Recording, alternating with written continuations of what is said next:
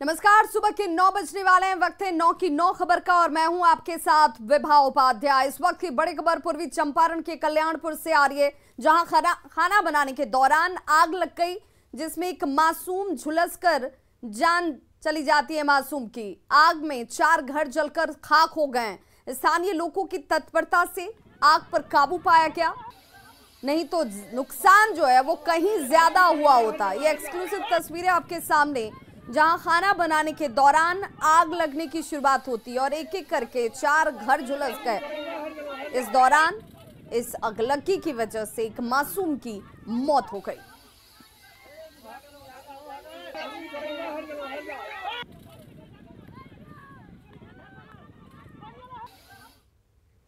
मधुबनी से बड़ी खबर, जहां NH 57 पर भीषण सड़क हादसा हुआ, जिसमें एक महिला समेत 4 लोगों की दर्दनाक मौत हो गई, जबकि 6 लोग जख्मी हुए। यह घटना अररिया संग्राम के मौवाही गांव के पास की है।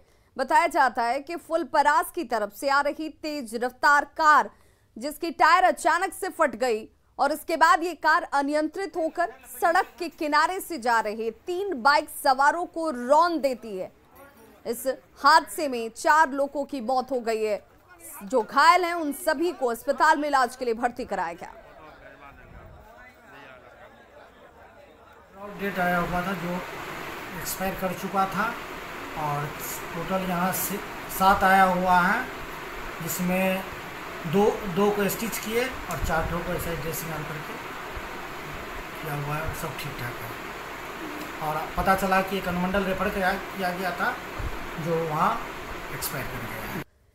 नवादा में ऑटो के पलट जाने से एक ही परिवार के 7 लोग जख्मी हो गए हैं, जिसमें एक की हालत गंभीर बताई जा रही है। सभी घायलों को बेहतर इलाज के लिए पटना रेफर कर दिया गया। घटना गोविंदपुर थाना क्षेत्र के अबनैया पहाड़ के पास की है। घायल लोग पटना के रहने वाले बताए जा रहे हैं। खबर के मुताबिक सभी लोग ककूलत जलप्रपात देखने के लिए गए हुए थे और वापस आने के क्रम में हादसे का शिकार हो गए। घटना के पीछे मुख्य वजह ऑटो की तेज रफ्तार बताई जा रही है।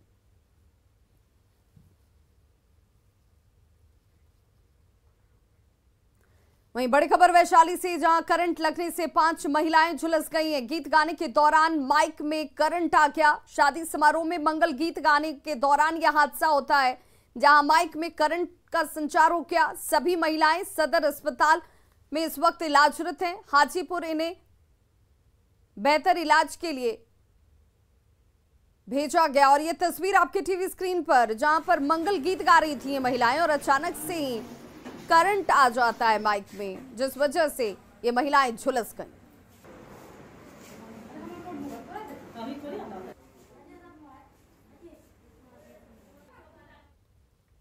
समस्तीपुर से बड़ी खबर, जहां अपराधियों ने युवक को गोली मार दी है। पुरानी रंजिश में युवक की हत्या की गई है। ग्रामीणों ने 3 अपराधियों को धर दबोचा और पुलिस फिलहाल इन सभी से पूछताछ में जुटी हुई है। मामले की तहकीकात की जा रही है। पुरानी रंजिश में युवक की हत्या की आशंका इस वक्त जाहिर की जाती हुई।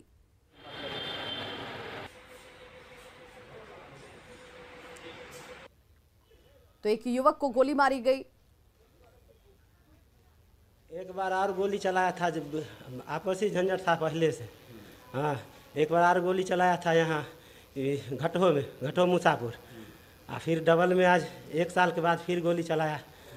इस पार लगा है, इस पार निकल गया है। हम लोग को जानकारी मिली करीब 6:30 बजे के आसपास में भागलपुर में एक गोली चल गई है। उसी स्थिति में हम लोग यथावत जैसे थे उसी स्थिति में हम लोग गए। वहाँ मालूम हुआ कि सबसे पहले से ही कुछ रजनीश था, इसी कारण ऐसे वो पास उनको गोली लग गई। रोहतास के दिनारा में आपसी रंजिश में एक महिला के साथ मारपीट का मामला सामने आया है। महिला ने आरोप लगाया कि गांव के कुछ बदमाशों ने आपसी रंजिश को लेकर पहले मारपीट की। महिला के 7 वर्षीय बेटे की कुछ महीने पहले ही संदिग्ध परिस्थितियों में मौत हो गई थी। महिला ने गांव के कुछ लोगों पर हत्या का आरोप लगाया था।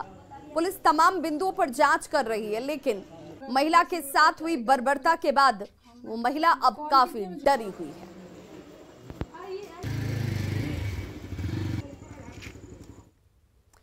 बीजेपी के एमएलसी देवेश कुमार पर शराब पीने का आरोप लगा है। बताया जा रहा है कि 7 जुलाई की रात पटना के अटल पथ पर डॉक्टर संजय चौधरी की गाड़ी ने एक गाड़ी को टक्कर मार दी। जिसके बाद डॉक्टर संजय चौधरी ने बीच बचाव करने के लिए अपने मित्र और बीजेपी एमएलसी देवेश कुमार को फोन करके बुलाते हैं इस जगह पर। मौके पर देवेश कुमार अपने बॉडीगार्ड के साथ पहुंचे थे।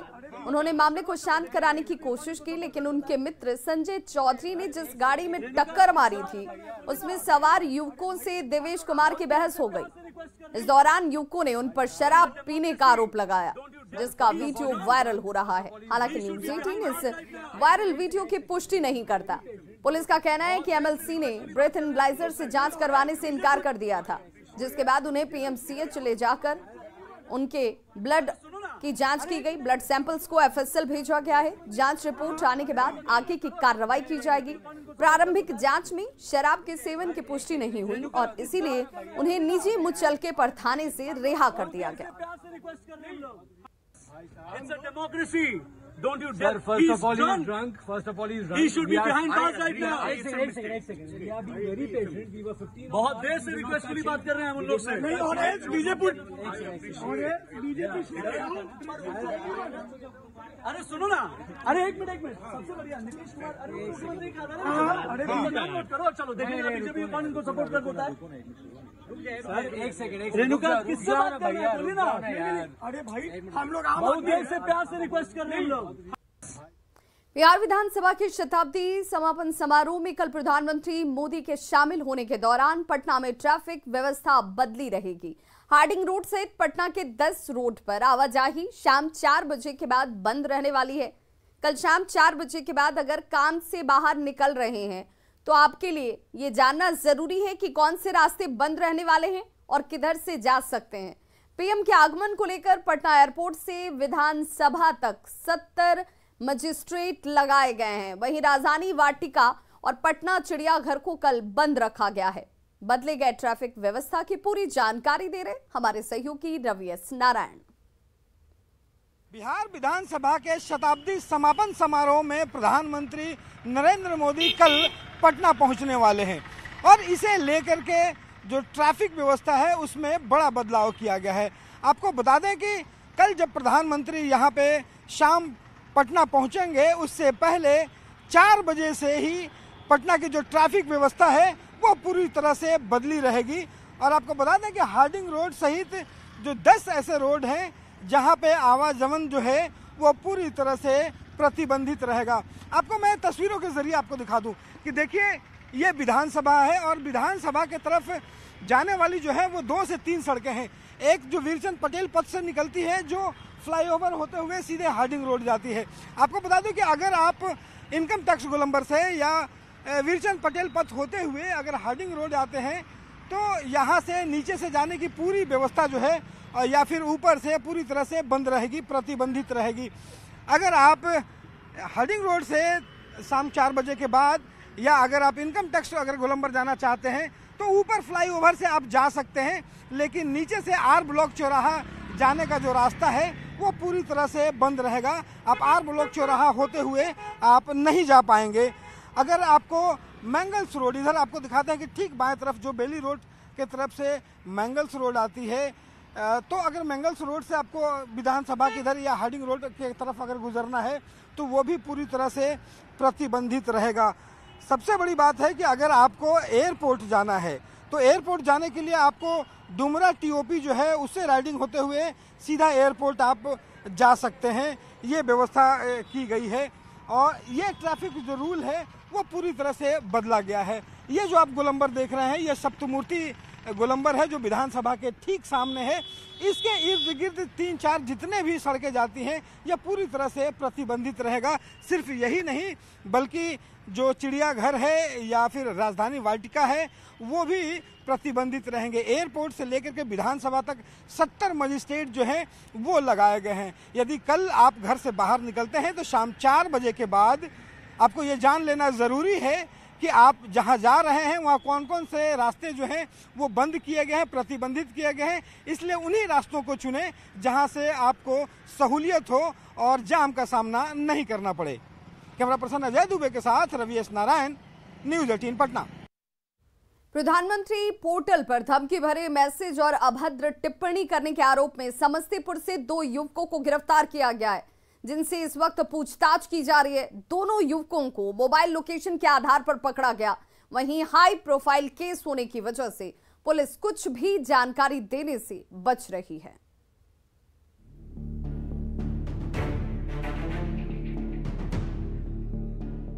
प्रधानमंत्री पोर्टल पर धमकी देने और अभद्र टिप्पणी के मामले में समस्तीपुर पुलिस ने 2 युवकों को गिरफ्तार किया है। युवकों की गिरफ्तारी मोबाइल लोकेशन के आधार पर की गई है। गिरफ्तार किए गए आरोपियों की पहचान मोहनपुर ओपी थाना क्षेत्र के चपरा गांव निवासी रुदल कुमार और साजन कुमार के तौर पर की गई है। पटोरी में ही एक बैंक के एटीएम में रुदल प्राइवेट गार्ड का काम करता है। मामला हाई प्रोफाइल होने के चलते जिला और स्थानीय थाने की पुलिस फिलहाल कुछ भी बताने से बच रही है। जो रुदल कुमार है वो बैंक में एक निजी सिक्योरिटी एजेंसी में काम करता था और उसके बाद वह अभी कुछ दिन पूर्व वह जेल से ही बाहर आया था और उसके बाद इस घटना को उसके द्वारा अंजाम दिया गया है। तो अब देखने वाली बात होगी कि इस पूरे मामले में समस्तीपुर पुलिस के द्वारा क्या कुछ कार्रवाई की जाती है। प्रधानमंत्री पोर्टल पर धमकी भरे अभद्र टिप्पणी की खबर मिलते ही पुलिस महकमे में हड़कंप मच गया है। एसपी खुद आरोपियों से सख्ती से पूछताछ कर ये पता लगाने की कोशिश करेंगे कि आखिर इन युवकों ने प्रधानमंत्री के खिलाफ अभद्र टिप्पणी क्यों की थी। वैसे पटोरी डीएसपी और थानाध्यक्ष ने दोनों युवकों की गिरफ्तारी की पुष्टि कर दी है, लेकिन हाई प्रोफाइल केस की वजह से किसी भी तरह की जानकारी देने से पुलिस फिलहाल परहेज कर रही है। मुकेश कुमार, न्यूज़ 18, समस्तीपुर। पीएम मोदी के पटना आगमन को लेकर पटना में चौकसी बढ़ा दी गई है। पटना में एसपीजी की टीम पहुंच चुकी है और पूरी सुरक्षा व्यवस्था को अपने हाथ में लेकर खुद मॉनिटरिंग की जा रही है। पटना के हर एक होटलों में सर्च अभियान चलाया जा रहा है और एक एक कमरे की तलाशी ली जा रही है। कल रात चेकिंग के दौरान ईस्टर होटल के कमरा संख्या 205 से एक पुलिस की तरफ से एक शख्स को हिरासत में लिया गया। 11.5 लाख रुपए इसके पास से पकड़े गए हैं और हिरासत में लेकर इस शख्स से पूछताछ जारी है। पुलिस ने इस व्यक्ति के साथ उसके 2 कर्मचारियों को भी पकड़ा है और यह शख्स कोलकाता का रहने वाला बताया जा रहा है। 14 जुलाई से विश्व प्रसिद्ध श्रावणी मेले की शुरुआत होने जा रही है। तो कल प्रधानमंत्री नरेंद्र मोदी बाबा नगरी का दौरा करने वाले हैं, जहां वे देवघर एयरपोर्ट का शुभारंभ करेंगे और ऐसे में तैयारियों का जायजा लेने खुद मुख्यमंत्री हेमंत सोरेन कल देवघर पहुंचे और अधिकारियों के साथ बैठक की। सीएम ने पत्नी संग भोलेनाथ की पूजा अर्चना की। तो वहीं प्रधानमंत्री के दौरे को लेकर बाबा धाम में पंडा समाज के लोग बेहद उत्साहित नजर आए।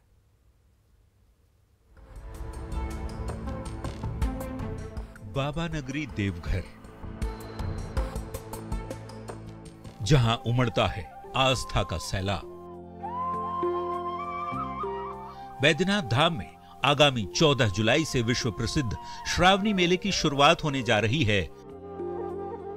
तो वहीं मेले से ठीक 2 दिन पहले 12 जुलाई को प्रधानमंत्री नरेंद्र मोदी देवघर एयरपोर्ट की सौगात देने खुद बाबा नगरी पधारने वाले हैं। 2 महत्वपूर्ण आयोजनों को लेकर झारखंड सरकार और देवघर जिला प्रशासन तैयारियों को अंतिम रूप देने में जुटा है। रविवार को तैयारियों का जायजा लेने खुद मुख्यमंत्री हेमंत सोरेन देवघर पहुंचे और प्रशासन से जुड़े अधिकारियों के साथ बैठक की। उनके साथ स्वास्थ्य मंत्री बन्ना गुप्ता और प्रदेश के मुख्य सचिव अरुण कुमार सिंह भी मौजूद थे।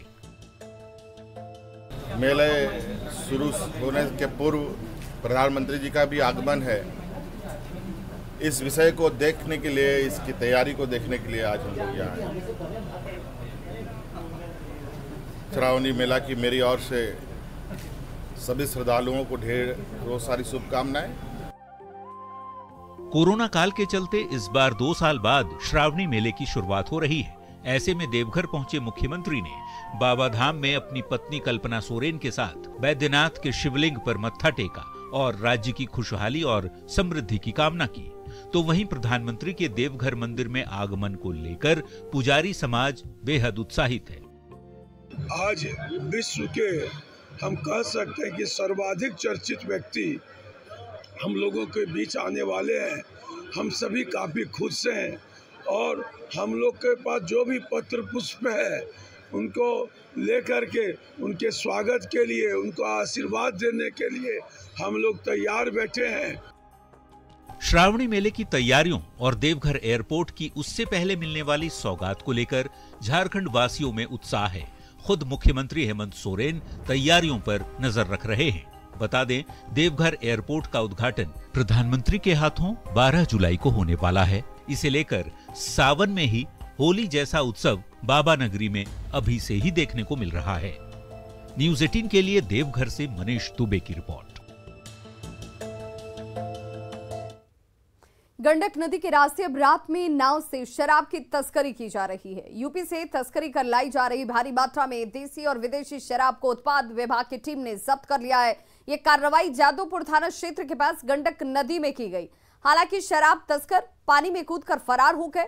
उत्पाद अधीक्षक राकेश कुमार ने बताया कि नाव से 1100 बोतल शराब की बोतल देशी शराब भी जिसमें शामिल है बरामद किया गया है और इस मामले में उत्पाद अधिनियम के तहत प्राथमिकी दर्ज कर तस्करों की तलाश में पुलिस जुट गई है।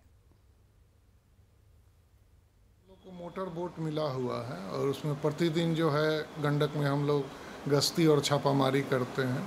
इसी क्रम में कल भी हम लोग दिन में भी गश्ती और छापामारी किए हैं और रात में भी सूचना मिली थी, गुप्त सूचना थी कि यूपी के रास्ते तस्कर जो है इधर नाव के माध्यम से शराब ला रहे हैं।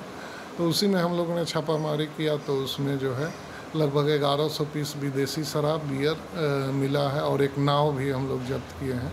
इसमें गिरफ्तारी नहीं हो पाई है किसी की, हम लोग आगे उसकी तहकीकात कर रहे हैं।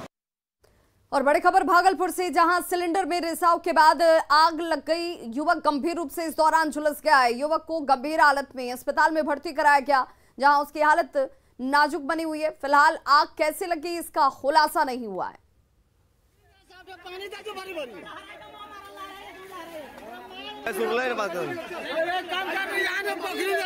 पैती के ओलापुर की ये घटना और तस्वीरें आपके सामने, जहां पर दमकल की गाड़ियों ने आग पर काबू पाया, लेकिन जब तक आग पर काबू पाया जाता तब तक एक युवक इसमें झुलस गया, जिसकी स्थिति गंभीर बताई जा रही है। बिहार राज्य समिति से नवादा जिले को कुल 13 नए एम्बुलेंस की सौगात मिली है। मुख्यमंत्री ने पटना से इन सभी एम्बुलेंस को हरी झंडी दिखाकर बिहार के सभी जिलों के लिए रवाना किया था, जिसके बाद नवादा स्वास्थ्य समिति को कुल 13 एम्बुलेंस मिले। 7 ambulance advance life support system और 6 बेसिक लाइफ सपोर्ट सिस्टम वाले हैं। सिविल सर्जन ने कहा कि सभी एम्बुलेंस के कर्मियों को ट्रेनिंग दी जा चुकी है। सभी को जल्द ही अलग अलग पीएचसी में तैनात कर दिया जाएगा। अभी हमारे पास राज्य स्वास्थ्य समिति से 13 एम्बुलेंस आया है, जिसमें 7 एडवांस लाइफ सपोर्ट के साथ है और 6 बेसिक सपोर्ट के साथ है। तो जिसमें हम कोशिश करेंगे कि जो हमारा सदर अस्पताल और एसडीएच, इसमें हम 3 या 4 5 देंगे और जो रोड पे है जहाँ पे एक्सीडेंट केस ज़्यादा पहुँचता है वहाँ भी एडवांस लाइफ सपोर्ट देंगे। बिहार में स्वास्थ्य सुविधाओं में इजाफा करने के लिए बिहार के मुख्यमंत्री नीतीश कुमार ने बिहार के सभी जिलों में 102 एम्बुलेंस की सौगात दी है। पटना से इन एम्बुलेंसों को अब धीरे धीरे जिलों में भेजा जा रहा है और उसी के तहत नवादा में एम्बुलेंस की पहली खेप यहां पहुंच चुकी है। जैसा कि आप देख सकते हैं, नवादा सदर अस्पताल में ऐसे कुल 13 लाइफ सपोर्ट एम्बुलेंस जो है प्राप्त हुए हैं, जिसमें से 7 एम्बुलेंस जो है जो एडवांस लाइफ सपोर्ट सिस्टम से लैस है, जिसमें वेंटिलेटर से लेकर जितने भी लाइफ सेविंग डिवाइस जो है इस एम्बुलेंस में लगे हुए हैं और 6 एम्बुलेंस जो है जो बेसिक लाइफ सपोर्ट सिस्टम पे इनेबल्ड है, जिसमें ऑक्सीजन के साथ साथ एसेंशियल जो डिवाइस जो होते हैं वो इन एम्बुलेंस में लगाए गए हैं। जानकारी के मुताबिक ऐसे कुछ और एम्बुलेंस जो है नवादा को अभी मिलना बाकी है। जो एक्सीडेंट प्रोन एरिया है और जहां एक्सीडेंट की दुर्घटनाएं ज़्यादा होती है, जैसे एनएच और वैसे जगह जहां पे फ्रिक्वेंटली एक्सीडेंट हुआ करती हैं, उन जगहों पर ऐसे कुल और 6 एम्बुलेंस आना बाकी है। तो नवादा के लिए यह बड़ी सौगात है। मुख्यमंत्री ने इन सभी एम्बुलेंस को पटना से हरी झंडी दिखाकर सभी जिलों के लिए भेजा था। तो आने वाले समय में यह एम्बुलेंस जो है वो लोगों के लिए मददगार साबित होगा और लोगों को नई सुविधा भी इस एम्बुलेंस के तहत मिल पाएगी। अनिल विशाल, न्यूज़ 18 नवादा। शेखपुरा में कृषि के क्षेत्र में किसानों की रुचि बढ़े और आर्थिक स्थिति में सुधार हो, इसके लिए राज्य सरकार लगातार नई नई योजनाओं से लाभान्वित कर रही है। किसान किस मिट्टी में किस फसल का उपज कर सके, इसकी जानकारी के लिए शेखपुरा कृषि भवन में मिट्टी प्रयोगशाला की व्यवस्था की गई। मौके से ज्यादा जानकारी दे रहे हैं हमारे सहयोगी अजीत सिन्हा। शेखपुरा का मिट्टी प्रयोगशाला है जहां मिट्टी की जांच होती है और मिट्टी का क्या क्वालिटी है, इसका कैसे इसका कितना बेहतर ये मिट्टी है इस इलाके का, जहां पैदावार बेहतर हो सके, इसका ये परीक्षण होता है। यहाँ कई कर्मी भी हैं प्रयोगशाला में। हम इनसे जानना चाहें किस विधि से आप जांच करते हैं और क्या क्या फिर अगर कमी रहती तो क्या डायरेक्शन देते हैं किसानों का, बताइए तो क्या क्या। हाँ सर, अभी यहाँ हम लोग पीएच ले रहे हैं, मिट्टी का पीएच ले रहे हैं। इसमें अभी आपके सामने हमने टेस्ट किया एक सैंपल का, उसमें 7.3 आया। तो 7.3 का मतलब है कि मिट्टी उदासीन है, मिट्टी अच्छी है वहाँ का। यदि यही आपका पीएच मान 7.5 से अधिक आता तो क्षारीय होता, इससे कम आता तो अम्लीय होता, तो समझिए मिट्टी गड़बड़ है, उसमें उस मिट्टी में सुधार की आवश्यकता है। अच्छा आप बताइए सर, क्या करते हैं जब मिट्टी लोग यहाँ ला के देते हैं तो उसके लिए क्या फिर क्या कार्ड बना के देते हैं? सबसे पहले तो हम लोग मिट्टी जो खेत से किसान सलाहकार या कृषि समन्वयक नमूना संग्रह करते हैं तो वहाँ से ऑनलाइन किया जाता है ग्रेड का, जहाँ पे लैटीट्यूड, लॉन्गिट्यूड, ग्रेड नंबर, किसान का नाम, सब कुछ एंट्री किया जाता है। उसको सबसे पहले हम लोग सूचना पत्रक में जो भरते हैं किसान सलाहकार और कृषि समन्वयक, उसको ऑनलाइन पहले रिसीव करते हैं। उसके अनुसार से मिट्टी नमूना रिसीव मिला के लेते हैं, तब ये लोग जांच करते हैं। तो नए तकनीक से यहाँ मिट्टी की जांच भी हो रही है और ये किसानों को इसकी पूरी जांच रिपोर्ट सभी किसानों को मिल जाता है कि आपकी मिट्टी के क्या स्थिति है और क्या पता है। ये बेहतर पहल है, सरकार का भी पहल है। यहाँ कर्मी भी बड़े मेहनत से नए तकनीक से मिट्टी की जांच कर किसानों को उपलब्ध करा रहे हैं और नतीजा ये है कि इस इलाके में, इस क्षेत्र के इलाके में पैदावार भी बेहतर हो रहा है। अजीत कुमार सिन्हा, न्यूज़ 18, शेखपुरा। बांका में श्रावणी मेले को लेकर तैयारियां जोरों पर हैं। कांवरियों को सुविधा उपलब्ध कराने के लिए पेयजल, शौचालय, कांवरिया पथ और धर्मशाला को दुरुस्त किया जा रहा है। प्रशासनिक अधिकारी सुविधाओं का निरीक्षण कर रहे हैं। 2 साल के बाद आयोजित हो रहे मेले को लेकर भारी संख्या में कांवरियों के आने की संभावना है और यही वजह है कि तैयारियों का जायजा लिया जा रहा है और क्या व्यवस्थाएं दुरुस्त की जानी चाहिए, इसे देखने की कोशिश जारी है। हमारे सहयोगी नागेंद्र द्विवेदी की रिपोर्ट देखिए। कांवरिया पथ के अब रखा स्थित कच्ची कांवरिया पथ पर हैं और आप देख सकते हैं कि 2 दिनों के बाद अब कांवरिया मेला शुरू होने वाला है और मेला की तैयारी अंतिम चरण में। आप देख सकते हैं कि कच्ची कांवरिया पर गंगा बालू बिछाने से लेकर यहाँ पर जो दुकानों का ये लगता है सब दुकान भी तैयार हो चुके हैं। सारे यहाँ पर जो धर्मशाला है, धर्मशाला भी तैयार हो चुके हैं। अभी तैयारी को लेकर जिला प्रशासन के लोग एसपी और डीएम द्वारा संयुक्त रूप से यहाँ पर समीक्षा की गई और समीक्षा के बाद डीएम और एसपी ने भी साफ तौर पे कहा कि जो तैयारी है अंतिम चरण में है और अगले 2 दिनों के अंदर में तैयारी पूर्ण रूप से हो जाएगी। जहाँ डीएम ने कहा कि हर तरह की सुरक्षा मुहैया कराई जाएगी, वहीं साथ में उन्होंने बाहर से आने वाले कांवरियों से ये आह्वान भी किया कि अब कोविड का काल शुरू हो चुका है, इसलिए बूस्टर डोज के साथ साथ पूर्ण रूप से शराब पे प्रतिबंध है, उससे भी परहेज करने की बात कही। वहीं एसपी ने साफ तौर पे कहा कि पूरे कांवरिया पथ को 13 अस्थायी थाना क्षेत्र में बांटा गया है और सुरक्षा के पूरे इंतजामात रहेंगे। नागेंद्र, न्यूज़ 18, बांका।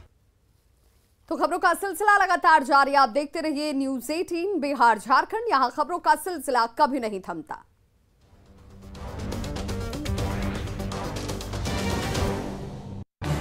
इस न्यूज हेडलाइंस के